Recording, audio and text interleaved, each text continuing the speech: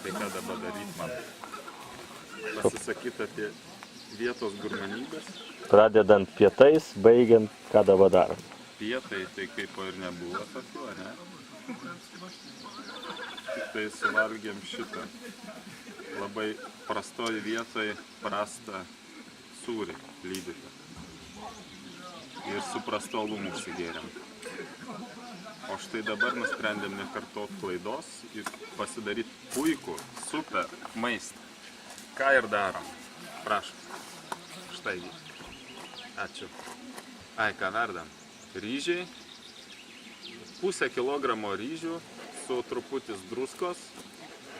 Ir dėsim konservą lančion meat. Mėsa matyt kažkokia matomai. Ir skaniai valgysim ilgai. Turime alaus po 2,20. Taip pat kečupas. Yra kečupas mild ir kečupas džemi.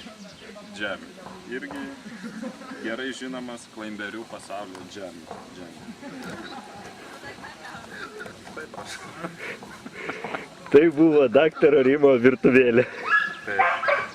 Laida vyksta nuo 21:20, šeštadieniais, sekmadieniais ir trečiadieniais taipogi kartuojam.